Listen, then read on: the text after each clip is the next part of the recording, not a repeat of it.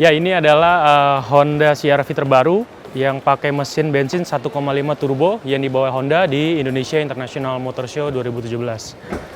Ini merupakan generasi kelima dengan ubahan desain dan juga opsi 7 penumpang. Apa aja sih kelebihannya? Nah, kalau di eksteriornya sendiri, dia itu udah punya lampu LED dengan DRL di sini. Kemudian juga fog lamp-nya juga. Nah, untuk bannya dia pakai ring 18 dengan velg 5 palang dual tone ini untuk menguatkan kesan sportnya itu sendiri. Kalau kita lihat di sampingnya ini dia ada aksen chrome di bawah sini. Terus juga ada panel chrome lagi di antara panelnya. Dan untuk spionnya, ini untuk tipe turbo prestige, dia juga udah ada lampu sen di spion. Dan garisnya kecil lampunya, unik sekali. Nah, untuk belakangnya, ini belakangnya juga mengalami ubahan yang cukup signifikan. Dia sekarang juga pakai pintu otomatis ya. Dan ini juga bisa disesuaikan sesuai sama kebutuhan kita. Nah, untuk lampunya sendiri ini udah LED ya. Udah LED dan lekukan-lekukan tegasnya terlihat dari bentuk dari lampu belakang. Dan dia juga di bawah punya dual muffler, jadi knalpot ya ganda. Tapi ini bener-bener knalpot ya, bukan cuma aksen aja. Honda CR-V 1.5 Turbo Prestige menggunakan mesin DOHC 4 silinder segaris, 16 katup VTEC Turbo. Di atas kertas, mesin ini mampu menjanjikan tenaga 190 PS pada 5.500 rpm. Artinya, lebih besar dibandingkan CR-V mesin 2 liter yang hanya memuntahkan tenaga 154 PS pada 6.500 rpm.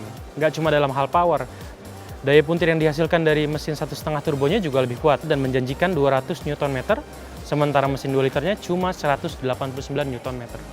Sekarang kita lihat bagaimana yang ditawarkan di dalam Honda CR-V 2017 ini.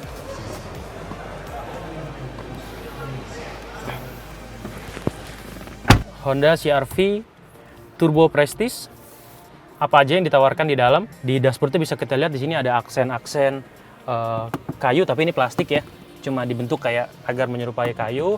Terus juga ada piano black di sini dan ini ada jahitan-jahitan. Nah, ininya juga plastiknya juga empuk ya ini, empuk. Terus juga di sini di AC juga desainnya sangat modern. Di sini juga ada aksen-aksen metalik dan untuk menguatkan kesan itu. Aksen tadi yang dibilang piano black juga dilekatkan di sini untuk memberikan kesan kayak lebih elegan gitu, untuk lebih premium. Di sini kita lihat di sini juga ada fitur untuk ini buka lock atau unlock pintu, terus juga power window untuk auto off dan auto down. Di sini juga dia udah punya untuk ini, karena ini tipe paling tinggi, dia punya start stop engine. Dia juga, nah di sini juga ada tombol untuk membuka bagasi belakang. Nah, untuk steeringnya sendiri ini nggak bisa dibilang ini nggak terlalu besar ya. Ini enak banget, nggak terlalu kecil juga dan nggak terlalu besar, tapi ini cukup enak ya. Dia punya di sini untuk style audio di sini untuk akses fitur hiburan dan juga bisa ngangkat telepon. Di sini juga ada cruise control yang bisa kita sesuaiin, bisa ditambahin atau turunin. Terus juga di sini ada pedal shift juga.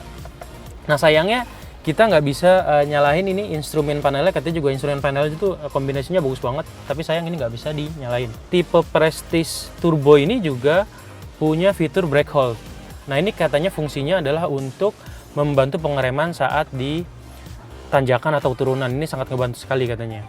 Di samping ininya juga udah elektronik rem tangannya, jadi cuma tinggal tekan dan ini juga. Nah, untuk head unitnya sendiri ini udah layar sentuh ya. Ini juga di sini ada navigasi. Navigasinya juga sudah aktif, ada media, bisa telepon, HDMI dan teleponnya di sini. Ada 6 fitur. Nah, ini Nano E. Nano E itu fungsinya adalah katanya untuk menjaga kelembapan AC itu, apalagi kita diaktifkan itu bisa menjaga kelembapan dari kulit si pengendara maupun penumpang. Nah, selanjutnya dia karena versi tertinggi juga sudah punya 6 airbags. 6 airbags ya. 6 airbags. Terus untuk remnya sendiri dia udah ada ABS, EBD dengan brake assist. Terus juga dia punya fitur hill assist, vehicle stability control, Ini adalah varian tertinggi dengan fitur keselamatan yang cukup mumpuni di kelasnya. Dan di atas ini dia punya tempat kacamata. Ini untuk ngebuka apa? Panoramic sunroofnya di atas. Tapi sayang ini karena mati nggak bisa dibuka. Terus di sini sebenarnya sama aja fitur-fitur lainnya, dan uniknya dari CR-V ini adalah dia punya ruang yang cukup banyak ya. Di sini kita bisa lihat ada berbagai macam ruang di sini bisa naruh, dan ini banyak sekali. Di sini ada cup holder, ini juga ada. Nah, di sini juga ada power outlet 12 volt. Fitur ekonnya juga bisa diaktifkan di sini dan juga ada di sini. Dan dia juga ini sudah elektronik untuk menyesuaikan posisi duduk. Bisa di reclining untuk sandaran, terus juga untuk ini. Dan ini juga sudah kulit ya untuk yang Prestige 1.5 turbo ini joknya. Jadi untuk menguatkan kesan mewahnya itu sendiri. Ini kita ada di baris kedua. Saya tingginya itu 173.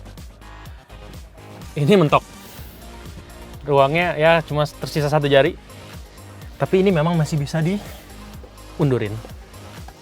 Coba tarik belakang. Nah, ini kalau kita paling pol undurinnya, ini masih luas dan masih cukup nyaman karena di sini ada headrest juga.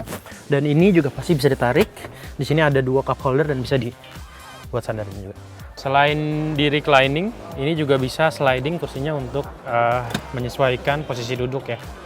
Di sini juga dia ada sirkulasi AC untuk memberikan distribusi udara dingin ke belakang untuk lebih nyaman tentunya di penumpang baris kedua. Di sini juga ada lampunya juga unik kayak LED sepertinya. Ini adalah CR-V dengan opsi 3 baris kursi. Tentunya ini bisa mengakomodasi 7 orang penumpang. Dengan postur saya yang 173, apakah ini bisa mengakomodasi? Kita coba. Ini cukup berat ya untuk mengakses baris kedua ini untuk dibuka. Nah, sekarang kita coba duduk di kursi ketiga. Ini saya dengan postur 173 duduk di baris ketiga Honda CR-V Turbo Prestige ini ya seperti ini kondisinya. Ini memang ada headrest di sini ya, tapi saya nggak bisa menjangkau. Ini kursi bisa direbahin ke belakang. Ini sudah maksimal, tapi tetap nggak bisa karena mentok, dan untuk di kakinya pun nggak ada ruang lagi, meski harus diatur untuk ya saling toleransi dengan penumpang kedua dan ketiga. Masih ada ruang sedikit di sini. Kursi baris ketiga memang tidak direkomendasikan bagi penumpang dewasa. Mungkin cukup anak-anak yang duduk di sini. Tapi yang harus nilai tambahnya adalah untuk yang tipe tertinggi ini, seluruh baris kursi sudah mengadopsi seat belt 3 titik. Dan di sini Honda juga memberikan sirkulasi AC dengan desain seperti ini agar pembagiannya merata untuk di depan dan di belakang. Aspek fungsionalitas pasti jadi pertimbangan konsumen CR-V untuk membeli mobil kan. Tapi untuk yang opsi 3 baris ini tentu aja dengan penambahan kursi baris ketiga otomatis akan mengorbankan ruang kapasitas bagasi. Ini bisa kita lihat kalau kita buka. Wah. Buka ya di sini. Ini ruangnya hanya menyisakan segini aja.